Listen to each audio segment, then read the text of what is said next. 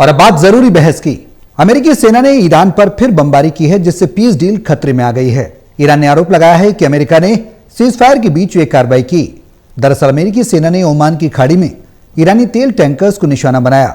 इसके बाद ईरान ने बिना किसी हिचकिचाहट के करारा जवाब देने की चेतावनी दी है। ईरानी सरकारी मीडिया के मुताबिक खातम अल अनबिया सेंट्रल हेडक्वार्टर के प्रवक्ता ने कहा कि अमेरिकी सेना ने जास के पास ईरानी समुद्री इलाके से होर्मुज स्ट्रेट की ओर जा रहे एक टैंकर को निशाना बनाया।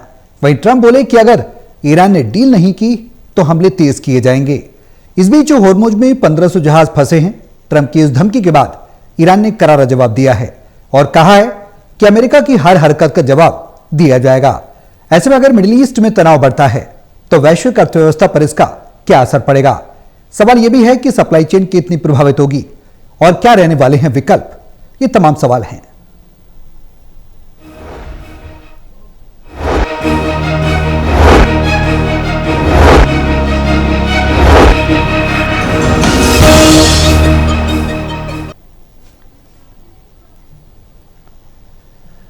तो अमेरिका और ईरान के बीच जो 28 फरवरी से वॉर शुरू हुई थी, उसके बाद 40 दिन ये वॉर चली और 8 अप्रैल को सीज फायर लागू हुआ 2 हफ्ते के लिए। और उसके बाद 21 अप्रैल की वो तारीख थी जहां पर अनिश्चितकाल के लिए सीज फायर को लागू किया गया। लेकिन इस बीच कई दौर की वार्ताएं हुई, बातचीत हुई। इस्लामाबाद से लेकर अमेरिका ईरान तक हमने देखा कि हलचल देखने को मिली। कई बार ईरानी डेलीगेशन इस्लामाबाद पहुंचा, अमेरिकी डेलीगेशन भी पहुंचा। इस बीच तनातनी बनी। लेकिन इस बीच 14 सूत्री प्रस्ताव ईरान के द्वारा पेश किया गया था, जिसमें सबसे प्रमुख मांग थी ईरान की कि होर्मुज को जो सुचारू रूप से बहाली की जाए, जो कार्गोज है उनकी आवाजाही की जाए। उसको लेकर अमेरिका ने कहीं ना कहीं अपने लिए एक बड़ी चुनौती माना और कहा कि अगर होर्मुज पर अगर अमेरिका शांत हो जाता है तो फिर परमाणु का मुख्य मुद्दा अमेरिका से भटक जाएगा। इस बीच खबर यह है कि अमेरिकी सेना ने एक बार फिर से ईरान पर बमबारी की है। तब आने वाले समय में किस तरह की परिस्थितियां रहने वाली हैं, तमाम पैनलिस्ट हमारे साथ मौजूद हैं। संजय कुलकर्णी हैं, रक्षा विशेषज्ञ हैं, हमारे साथ इस चर्चा में शामिल हैं। स्वागत है सर आपका बहुत इस चर्चा में शामिल होने के लिए और टोटल टीवी पर आकर समय देने के लिए। प्रोफेसर ललन प्रसाद हैं, वरिष्ठ अर्थशास्त्री हैं, आपका भी स्वागत है सर इस चर्चा में आने के लिए, समय देने के लिए। संजय सर, पहला सवाल मेरा आपसे ही है। हमने एक ये जो वॉर है इसका एक पूरा काउंटडाउन देखा। जब 28 फरवरी से स्टार्ट हुआ, उसके बाद 40 दिन हमने देखा किस तरह से और ज्यादा पैनिक होती गई सिचुएशन। 1 मार्च से 15 मार्च तक हमने देखा किस तरह से वॉर और ज्यादा घातक हुई और मार्च के लास्ट में देखा और ज्यादा जो पीस की बात थी वो कहीं दूर दूर तक नजर नहीं आई। उसके बाद 8 अप्रैल को सीज फायर होता है, 2 हफ्ते के लिए होता है। फिर उसके बाद अब जो मौजूदा स्थिति है अनिश्चित काल के लिए होता है। यह मान लिया गया था कि हाँ चलो अब स्टेट ऑफ होर्मुज और ईरान और अमेरिका के बीच जो वॉर है उसके बीच का रास्ता कुछ निकलेगा, शायद अमेरिका और ईरान के बीच कुछ ऑन टेबल बातचीत हो जाए। लेकिन अब इस बार फिर से ईरान पर बमबारी की गई अमेरिकी सेना के द्वारा। अब वैश्विक स्तर पर कैसे देखा जाए इस पूरी परिस्थिति को? क्या ये एक ऐसा वॉर है जो इनफाइनाइट चलने वाला है, उसका कभी अंत नहीं होगा, या फिर किस तरह की परिस्थिति बनती देख रहे हैं आप? सौरभ जी बहुत बहुत धन्यवाद जी, और मेरे को पैनलिस्ट को भी। सवाल ये है कि प्रेशर बनाया जाता है जब भी कोई डिस्कशन होना है, हर कोई अपने पोजीशन ऑफ स्ट्रेंथ में आकर के डिस्कस करता है जी। सवाल ये साफ है कि दोनों देश चाहते हैं कि ये युद्ध समाप्त हो, इसमें कोई शक नहीं। लेकिन दोनों देश चाहते हैं ऑनरेबल एग्जिट हो, कोई किसी को ये न माने कि किसी ने सरेंडर किया है या किसी का जो इंटरेस्ट था वो कॉम्प्रोमाइज हुआ है जी। इसके मद्देनजर अमेरिका जिस प्रकार से लगातार सीज फायर की बातचीत, सीज फायर जब से हुआ है तब से बातचीत करता आया है और वो बातचीत एक ही मकसद से है कि लड़ाई समाप्त हो। रेड लाइन था न्यूक्लियर और स्टेट ऑफ होर्मुज। अगर पूरी लड़ाई में देखें दो बातें कि न्यूक्लियर को लेकर के बातचीत होनी चाहिए और खासकर वो 440 किलोग्राम यूरेनियम जिसका अभी अता पता अमेरिका को नहीं है, और दूसरी बड़ी बात स्टेट ऑफ होर्मुज। तो न्यूक्लियर को लेकर के ऑफकोर्स बातचीत हो सकती है।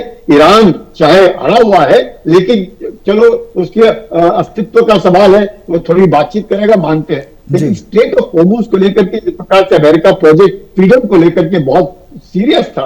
और उसके बाद पाकिस्तान के साथ जो बातचीत हुई, उन्होंने कहा कि चलो हम और एक्सटेंशन देते हैं, लेकिन कहीं ना कहीं पर स्टेट ऑफ होर्मुज में, जैसे हम सब जानते हैं कि स्टेट ऑफ होर्मुज दोनों तरफ 12 नॉटिकल माइल, और कम से कम जैसा आपका मैप दिखा रहा था वो 33 किलोमीटर का मिनिमम जो डिस्टेंस है वो, तो अगर 12 नॉटिकल माइल, जो 12 नॉटिकल माइल तो ओवरलैपिंग होता है, 12 नॉटिकल माइल दक्षिण से ओमान का और 12 नॉटिकल माइल उत्तर से ईरान का। तो कहीं मुझे लगता है मिसअंडरस्टैंडिंग हो गया होगा, जिससे कि ईरान को लगा कि उसके जो टैंकर्स हैं, 2 टैंकर्स के ऊपर जबरदस्त फायरिंग हुई और नुकसान हुआ होगा।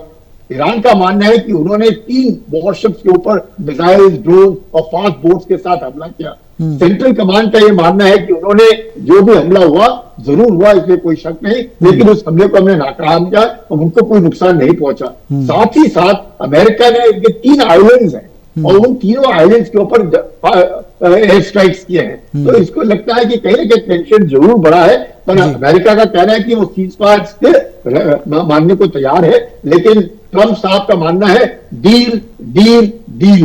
अगर आप डील नहीं करेंगे तो हम आपके साथ इसी तरह की कार्रवाई करेंगे। ये तो ट्रेलर है, अगर आप ज्यादा ही आनाकानी करेंगे तो आप देखेंगे इसके आगे और क्या होता है। तो तेल के भाव अचानक जो कम हुए थे फिर से जाकर के बढ़ गए, और तकरीबन जैसे आपने कहा 1200 से 1500 शिप्स जो है, कंटेनर जो है, टैंकर जो है, वो अभी भी स्टेट ऑफ होर्मुज के इर्द गिर्द खड़े हैं। जी बिल्कुल सही बात है। अब ऐसे में वैश्विक चुनौती से कैसे निपटा जाए, कैसे बीच का रास्ता निकले, ये भी बेहद अहम सवाल है। और आने वाले समय में आर्थिक तौर पर इसके कितने परिणाम, विपरीत परिणाम देखने को मिलेंगे, ये भी सवाल है। ललन सर, मैं आपसे ये जानना चाहूंगा, मिडिल ईस्ट जो तनाव मौजूदा स्थिति है, बीते दिनों हमने देखा था कि ईरान के 2 टैंकर्स को अमेरिका के द्वारा कैप्चर किया गया। हालांकि इसको लेकर वो यूएन भी गया था और उसने ये भी कहा था कि एक तरीके से समुद्री डकैती अमेरिका के द्वारा की जा रही है, अंतर्राष्ट्रीय नियमों का उल्लंघन खुलेआम अमेरिका कर रहा है, बदमाशी कर रहा है उसके क्षेत्र में आकर। हालांकि अमेरिका ने ये अपनी दलील दी कि वो कानून के तहत काम कर रहा है, वो एक अलग बात है। लेकिन अब सवाल ये कि जो वॉर की स्थिति मौजूदा देख रहे हैं उसमें आर्थिक तौर पर क्या असर पड़ता नजर आएगा, भारत की दृष्टि से क्या कुछ देखें, क्योंकि इंडियन गवर्नमेंट है लगातार साधने की कोशिश कर रही है इस पूरी चुनौती को, वैश्विक चुनौती को, चाहे वो एक्साइज ड्यूटी को कम करने की बात हो, कस्टम ड्यूटी को कम करने की बात हो। अगर ये वॉर इस तरह से बढ़ती रही तो आने वाले समय में इस बात से इनकार नहीं किया जा सकता है कि तेल के जो दाम है वो बढ़ेंगे, क्योंकि फ्रैगल सीज़फायर की सिचुएशन बनी हुई है। देखिए, एक पेज का एग्रीमेंट जी की बड़ी चर्चा हो रही थी और ट्रंप ने कहा कि उनको बड़ी उम्मीद है कि ईरान मान जाएगा, और ईरान के विदेश मंत्री का भी जो बयान आया था उससे लगता था जी कि पीस डील हो जाएगी। लेकिन 24 घंटे भी नहीं हुए और वो डील टूट गई। डील तो हुई नहीं, होने की थी, लेकिन अब वो टूट गई। जी 1500 जहाज फंसे हुए हैं और आप अंदाज लगाइए कि 20% पेट्रोल और डीजल, पेट्रोल ये क्रूड ऑयल और गैस इस रूट से जाता है, हार्मुज के रूट से, तो कितने देशों का नुकसान हो रहा है सारी दुनिया में। और भारत का तो बहुत नुकसान हुआ है, इसमें कोई संदेह नहीं। हालांकि भारत ने इसके लिए अपने रास्ते खोल दिए हैं और सोवियत रूस से और कई कंट्रीज से हमारे यहाँ तेल आ रहा है, अच्छी तरह से आ रहा है। अमेरिका खुद बड़ी मात्रा में भारत को बराबर सप्लाई कर रहा है, वेनेजुएला से तेल आ रहा है, अंगोला से आ रहा है, और कई कंट्री से आने शुरू हो गए, और कुछ नई जगहों से भी आने शुरू हो गए। तो हमारे यहाँ तेल की या गैस की शॉर्टेज तो नहीं है, लेकिन जो इंटरनेशनल प्राइसेज हैं उसका दबाव तो हमारे ऊपर भी पड़ गया। बिल्कुल। और देखिए, अभी जो गैस की प्राइसेज, जो सिलेंडर की प्राइसेज कमर्शियल यूज के लिए बढ़ा दी गई है, बहुत जबरदस्त इजाफा उसमें हुआ है। हालांकि जो कंज्यूमर के लिए सिलेंडर इशू होते हैं उसमें गैस की प्राइसेस में कोई खास इजाफा नहीं हुआ है। लेकिन अच्छी बात एक ये है कि हमारे यहाँ कोई लाइन नहीं लग रही है, कोई इसके लिए परेशानी नहीं है। बगल में पाकिस्तान में लोगों को तेल नहीं मिल रहा है, वो गैस नहीं मिल रहा है, और श्रीलंका में और तमाम साउथ एशियन कंट्रीज में क्राइसिस हो गई है, लेकिन हमारे यहाँ कोई ऐसी क्राइसिस नहीं है जी। लेकिन हमारी इकोनॉमी पर इसका असर तो पड़ रहा है, क्योंकि हमारे बजट का जो एलोकेशन है वो बिगड़ रहा है। और जो ऐसे हमने इंफ्रास्ट्रक्चर पर और डेवलपमेंट पर खर्च करने हैं, उसमें से एक बड़ा हिस्सा अब वो कच्चे तेल के आयात पर और गैस के आयात पर करना पड़ रहा है हमें। और दूसरी बात यह है कि हमारा बहुत सारा निर्यात जो यूरोप को होता था वो बहुत कम हो गया इस समय। बिल्कुल। यूरोप से जो हमारी रिफाइनरीज हैं, दुनिया की 10 रिफाइनरीज मानी जाती हैं, जो अंबानी की रिफाइनरी, और यहाँ से रूस से हम कच्चा तेल खरीद कर और यूरोप के देशों में बेच रहे थे, और हमें खासी अच्छी आमदनी थी पिछले कुछ वर्षों में। जब से अमेरिका ने सैंक्शन लगाया उसके बाद से परेशानी शुरू हुई है। तो ये हमारा बिजनेस तो कम हुआ है, हालांकि बंद तो नहीं हुआ है लेकिन कम हुआ है जी। तो हमें नुकसान तो हो रहा है आर्थिक दृष्टि से। बिल्कुल। जो हमें निर्यात से नुकसान हुआ और जो तेल की प्राइसेस दुनिया में बढ़ रही है उसकी वजह से नुकसान हुआ, गैस की प्राइसेस। और जो एक बहुत सीरियस बात देखिए हुई है वो ये है कि ईरान खाड़ी देशों पर हमले कर रहा है, और खासतौर से यूएई से वो पता नहीं क्यों दुश्मनी क्या निभा रहा है, जिसका भारत पर बहुत जबरदस्त असर है, क्योंकि यूएई हमारा बहुत बड़ा सप्लायर है गैस। बिल्कुल बिल्कुल। और लगभग 50% गैस हमारा यूएई से आता है, और यूएई के जो टैंकर्स है वो उनके ऊपर जो हमला हो रहा है, यूएई के जो तेल के भंडार हैं, उनके जो कुएं हैं तेल के, उसके ऊपर जो भंडार, ये ईरान बार बार हमले कर रहा है। आज फिर उन्होंने हमला किया। भारत ने इसका प्रतिरोध भी किया, लेकिन उसका कोई असर नहीं हुआ जी प्रतिरोध का। और कुछ और देशों ने भी इसके बारे में ईरान को चेतावनी दी कि ये ठीक नहीं है। वो और देशों को निशाना बनाना इसलिए कि अमेरिका के बेस पे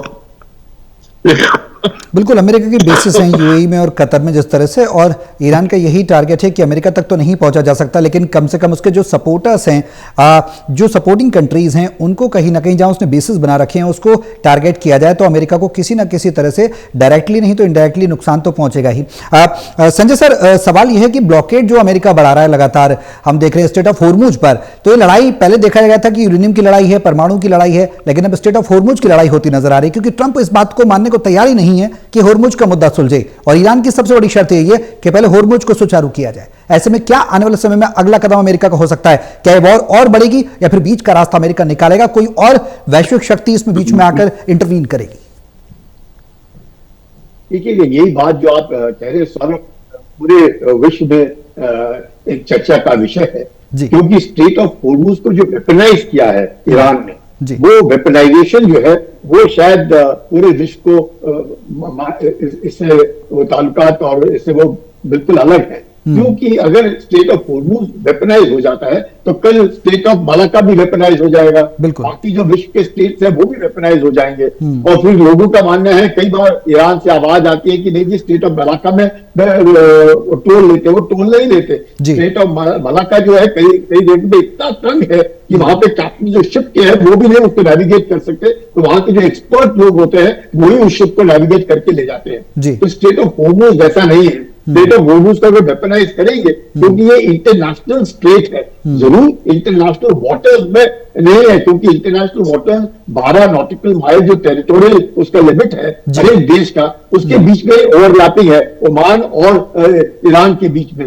तो उसके बावजूद अगर ईरान जिस प्रकार से इसको बार बार वेपनाइज करने की बात कर रहा है और उसको लगता है कि जो नुकसान ईरान को हुआ है, जो तकरीबन 200 से 300 अरब डॉलर का नुकसान जो ईरान को पहुंचा है सिर्फ 39 दिन की लड़ाई के अंदर, उसकी पूर्ति कौन करेगा? तो ईरान को लगता है ये एक तरीका अच्छा है कि हम पैसा यहां से उठाएंगे, $2 बिलियन हर टैंकर से लेंगे, तो तकरीबन हर महीने में कम से कम अगर और कुछ 30-50 अरब डॉलर उठा लेंगे तो 3-4-5 साल में हमारा पैसा जो है, हमारा देश जो है फिर से। आपको यकीन होगा कि जो सुएज कैनाल है उसमें जरूर पैसा लिया जाता है, और इजिप्ट जो है तकरीबन 8 अरब डॉलर कमाती है उससे, पर वो मैन मेड है। पनामा कनाल मैन मेड है, ये नेचुरल है। तो इस नेचुरल स्टेट में ईरान जिस तरीके से सोच रहा है कि हम वेपनाइज करेंगे पैसा, मुझे लगता है कहीं ना कहीं पूरे विश्व को लेकर के ये एक बात तो विश्व मानता है, पूरा हर कोई नहीं, कि वेपनाइज नहीं किया जा सकता, और ईरान तरीके से सोच रहा है कि किस तरीके से पैसा उठाया जाए। तो ये मुझे लगता है ईरान को शायद सोचना पड़ेगा। तो पूरा विश्व जो है, खासकर प्रोजेक्ट फ्रीडम का मतलब क्या था? प्रोजेक्ट फ्रीडम को सिर्फ डेफर किया गया है अमेरिका ने, जो सोच कर कि शायद 14 पॉइंट डील या 1 पेज डील जो भी बोल रहे हैं वो हो जाएगी तो शायद आगे बात बनेगी। पर अगर ईरान इसी तरह हरकत करता रहा, और जिस प्रकार से अभी 3 आइलैंड जो है जिसके ऊपर अमेरिका ने एयर स्ट्राइक किया है, मुझे लगता है ईरान को नुकसान होगा। ईरान को मानना पड़ेगा इस बात का कि ये स्टेट में पैसा वसूली नहीं होती थी और इसे आगे भी नहीं होगी। अगर ईरान इसके ऊपर कुछ और सोचेगा तो शायद नुकसान ईरान का होगा, ऐसे मुझे लगता है। लंदन सर, अब ऐसे में वैश्विक स्तर पर वैश्विक देशों की भूमिका किस तरह से देखी जाए, भारत की भूमिका कैसे देखी जाए? रशिया है एक तरफ, चाइना है जो लगातार अमेरिका की और ईरान के बीच में जो वॉर चल रही है उसमें अमेरिका की नीति की आलोचना लगातार कर रहे हैं वैश्विक स्तर पर, हमने देखा भी, चाहे वो नाटो में भी अपनी बात रखने की बात हो या फिर इस वॉर के अगेंस्ट अपनी बात रखने की बात हो। ऐसे में वैश्विक स्तर पर भारत की भूमिका को कैसे देखा जाए? और वैश्विक स्तर पर रशिया की बात करें तो वो क्या कुछ नजर आती है, चाइना की बात करें तो क्या कुछ नजर आती है? क्या ये एंडलेस वॉर एंड वॉर में तब्दील होता नजर आएगा आने वाले समय में, उम्मीद कर सकते हैं? देखिए, भारत की भूमिका तो इसमें पॉजिटिव है। हमेशा भारत का जो दृष्टिकोण होता है कि विश्व में शांति रहे और झगड़े फसाद कम से कम हो, और प्रधानमंत्री मोदी भी इस तरह से प्रयास बराबर करते रहे हैं जी। और जहां ईरान ने कोई गलती की तो उन्होंने बोलने से उसके खिलाफ उन्होंने आवाज उठाई। जैसे मैंने बताया कि यूएई पर हमला हुआ तो प्रधानमंत्री ने इसकी निंदा की कि ये ठीक नहीं कर रहा ईरान जी। वैसे ही अगर ट्रंप कोई गलत एक्शन लेते हैं तब भी भारत यही बात कहता है हमको, हम उनको शाबाशी नहीं देते। हालांकि हमारे संबंध दोनों देशों से अच्छे हैं और अमेरिका से तो क्योंकि हमारा बहुत बड़ा व्यापार होता है और हमारा अमेरिका दुनिया का हमारा दूसरा सबसे बड़ा ट्रेडिंग पार्टनर है जी। और बहुत बड़ी मात्रा में हमारा ट्रेड सरप्लस है अमेरिका के साथ जी। तो अमेरिका भी इस बात को जानता है और बहुत सारी चीजें ऐसी इंडिया से अमेरिका को जाती हैं जी। और कुछ सर्विसेज हैं जो इंडिया ही प्रोवाइड कर सकता है, जैसे कंप्यूटर सॉफ्टवेयर में तो इंडिया इज द किंग और जो सिलिकॉन वैली है उसमें तमाम सीईओ बड़ी बड़ी अमेरिकन कंपनी से सब भारतीय हैं और जो अमेरिका में भारतीय जो बसे हुए हैं उनमें अधिकांश बहुत टैलेंटेड लोग हैं जो उनके नासा में भी हैं और जो उनकी बड़ी बड़ी संस्थानों में है और अमेरिकन गवर्नमेंट में भी है, सब जगह है जी। तो अमेरिका का भारत के साथ जो संबंध है वो बहुत ऊंचे स्तर का मैं कहूँगा जी। थोड़ी बहुत जो प्रॉब्लम होती है वो तो दुनिया में सब देशों के साथ होती है, otherwise we are a big trade partners. और रशिया के साथ भी हमारे वैसे ही संबंध है और रशिया तो हर मामले में हमारी मदद करता रहा है, चाहे वो कश्मीर का मामला यूएनओ में हो और फिर चाहे वो तेल की सप्लाई का मामला हो। अब जैसे और देश में जब अमेरिका ने सैंक्शन किया उसके बावजूद रशिया से भारत तेल ले रहा था और रशिया भारत को सप्लाई कर रहा था जी। और यही नहीं, वो उन्होंने नया रूट निकाल दिया था उत्तरी ध्रुव के थ्रू और कहां से कौन सा रूट निकाला जिससे भारत को सप्लाई हो रही थी जी। तो अब तो भारत तो अपना इंतजाम कर ही रहा है और भी जो रूट्स है मलक्का का है और भी जो रूट्स हैं यमन का, तो कहीं न कहीं से हम तेल तो ले ही रहे हैं, हमारे जहाज आ रहे हैं। और भारत एक ऐसा देश है कि जिसके जहाजों को कम से कम रोका गया जी। न तो ईरान ने उस पर हमला किया न अमेरिका ने हमला किया जी। और कुछ माइनर इंसिडेंट्स हुए हैं जिसमें 2-3 लोग हमारे मरे हैं और 2-1 बार शिप रोके गए हैं, लेकिन अदरवाइज हमारे शिप्स को नहीं रोक रहे हैं वो। अभी तक तो जो स्थिति बनी रही है वो हमारे पक्ष में रही है। ठीक है। तो हमारी जो डिप्लोमेसी है, जो चाणक्य नीति जो उन्होंने कहा है साम दाम दंड भेद और कैसे जैसे, तो प्रधानमंत्री मोदी की जो नीति है वो बहुत ही पॉजिटिव और देश के हित में है जी। जो हमारे देश के हित में हम वही करेंगे, बिल्कुल हमारी अर्थव्यवस्था के हित में जो हम वही करेंगे जी। अमेरिका चाहे जो भी कहे, ईरान चाहे जो भी कहे, ईरान को हमने बहुत बड़ी मदद की है। उनका चाबहार जो सबसे बड़ा बंदरगाह वो हमने बनाया है और बहुत उनका बहुत बड़े पैमाने पर वहां से ट्रेड होता है। बिल्कुल तो ठीक है, ईरान इस बात को समझता है, तो इसलिए हमारे जो संबंध अच्छे रहे उसका हमें अच्छा परिणाम मिला है। और मैं समझता हूँ कि ये जो कॉन्फ्लिक्ट चल रहा है अब ये तो अमेरिका और ईरान को देखना है कैसे बंद होगा। हालांकि ऐसा लग रहा था कि शायद ट्रंप भी कुछ झुक गए हैं और ईरान भी कुछ झुक गया है और एक पेज के जो मेमोरेंडम की बात चल रही थी, लेकिन आना पे सडन ईरान कहता है कि अमेरिका ने हमारे शिप्स पर हमला किया और अमेरिका कहता है कुछ और, तो दोनों में आपस में फिर बिल्कुल विरोध हो पीस गई। पीस जरूर होना चाहिए सर इसमें, और ऐसे में पीस कैसे हो ताकि वैश्विक अर्थव्यवस्था सुधरे, वैश्विक स्तर पर शांति, और मिडिल ईस्ट में जो सबसे बड़ा सप्लायर है ईरान, वहां पर स्टेट ऑफ हॉर्मुज है जिसकी पूरी दुनिया की नजर उस पर केंद्रित है, वो कहीं ना कहीं उस पर आवाजाही बहाल हो, ये सभी देश चाहते हैं और सभी की चिंता यही बनी हुई है। हालांकि 30 दिन तक हॉर्मुज स्ट्रेट खोलने के प्रस्ताव पर अमेरिका ईरान चर्चा कर रहे हैं, बीच का रास्ता क्या कुछ निकल पाएगा ये भी देखना बेहद अहम होगा। बहुत शुक्रिया सर आप दोनों के इस चर्चा में शामिल होने के लिए। मेरे साथ इस खास पेशकश में भी के लिए बस इतना ही।